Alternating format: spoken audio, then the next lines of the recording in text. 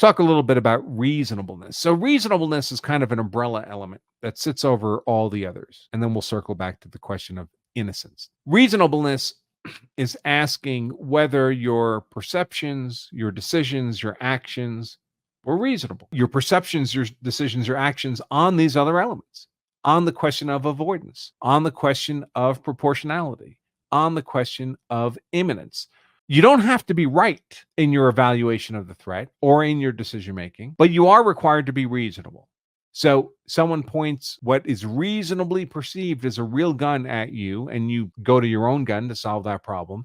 And it turns out later that what you thought was a real gun was actually a fake gun, a replica, non-firing. Now, you shot and killed that guy because you believed you were facing an imminent threat of deadly force harm, because you believed that was a real gun. In fact, you were mistaken. In fact, that was not a real gun. It was not capable of inflicting death or serious bodily injury upon you.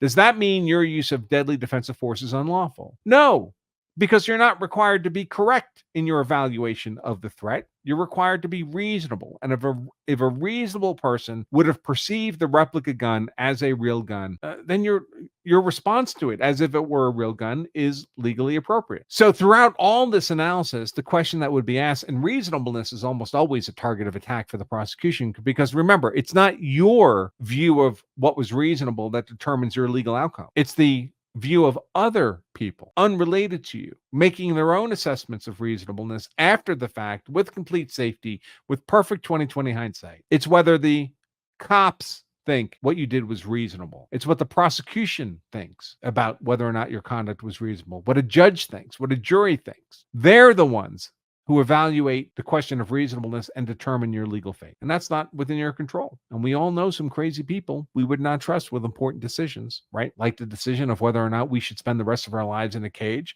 So reasonableness is always something that can be attacked by a prosecutor. So obviously, as a defender, you want to make it as robust as possible. You want to be able to articulate to a jury, not just a narrative of self-defense. I hear that a lot. Well, you need to be able to articulate self-defense. Well, that's true, but it has to be reasonable articulation, meaning it's not just your imagination or speculation. For all I knew, that guy could have had a gun. For all I knew, he could have had a knife. That's an articulation of self-defense, but it's not a reasonable articulation because it's based on speculation. In a court of law, reasonable means you're applying your powers of reason to actual evidence, facts that you're seeing, from which you're making reasonable inferences. You don't necessarily need to see that other guy's knife or gun, but there needs to be facts from which you're inferring that he has a knife or gun. You can't just imagine it or speculate it. Someone says, I'm going to shoot you, and begins to reach under their coat. Maybe you never see the gun, but those would be facts from which a reasonable inference that they're about to come out with a gun could be made. Make sense? And now let's talk about innocence, because innocence is really the big one here. If you lose the element of innocence, you lose self-defense, because innocence is always required as an element of self-defense.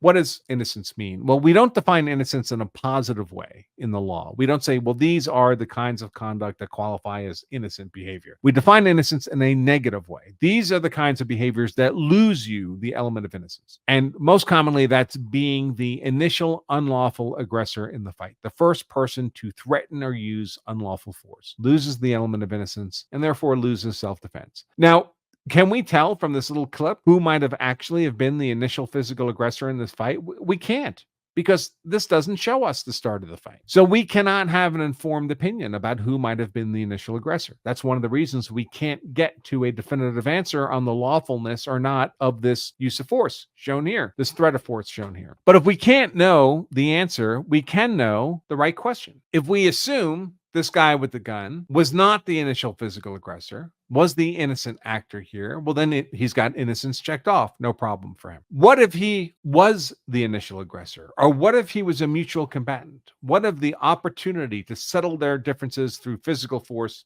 was offered to him? Let's step outside and settle this like men. And he accepted the invitation. Well, if you're a mutual combatant, you're just a mutual aggressor. And like any unlawful initial aggressor, you've lost the element of innocence, you've lost self-defense. And what if we assume that's the case? So this guy's lost innocence. Does that mean he can't have a self-defense justification in this moment where he's pointing the gun? And the answer is not necessarily, because innocence, even if it's lost, can be regain. And there's a couple of ways that can happen. One of those is by withdrawal in communication. In other words, you were the initial physical aggressor or mutual combatant. You've lost innocence, but then you regain your sentence, your senses. And in the midst of the fight, you say, you know what? Sorry, I must have lost my mind for a moment. I don't want to fight anymore. Communication, and you physically withdraw from the fight. Now, for the fight to continue, what has to happen? That other party has to pursue you, right? Because you're moving away. And if they do that, they effectively start a second fight in which you've regained the element of innocence, you've regained self-defense. So withdrawal and communication. In this kind of scenario, you might argue that, well, you would have withdrawn, but you couldn't because you were on your back. So you were otherwise trying to communicate your desire to cease conflict. But another way to regain innocence is not something you decide to do. It's a function of the other person's conduct, and that's under circumstances of escalation. So imagine that you were, and this only applies when you were only the non-deadly force aggressor, only a non-deadly force aggressor or mutual combatant. So you shoved somebody, or it's a traditional fist fight between two people of similar size, strength, and fighting ability. But it's not a use of force conflict likely to result in death or serious bodily injury. Let's say you shoved somebody. You lost your mind. You got mad. You shoved somebody. Are you the initial physical aggressor in that confrontation? Sure you are. Of course. So you've lost the element of innocence for that confrontation. But what if that other person responds by unlawfully escalating what is currently a non-deadly force confrontation, because you're not likely to kill or maim somebody with a shove? What if they escalate? They respond by escalating to a deadly force confrontation. So you shove them and they come out with a knife. They come out with a gun. Well, in the eyes of the law, what they've done then is they've escalated a non-deadly force fight to a deadly force fight, and they are the initial deadly force aggressors in the deadly force fight. Essentially, it's a new fight in which they're the deadly force aggressor, and you've regained the element of innocence for that second fight.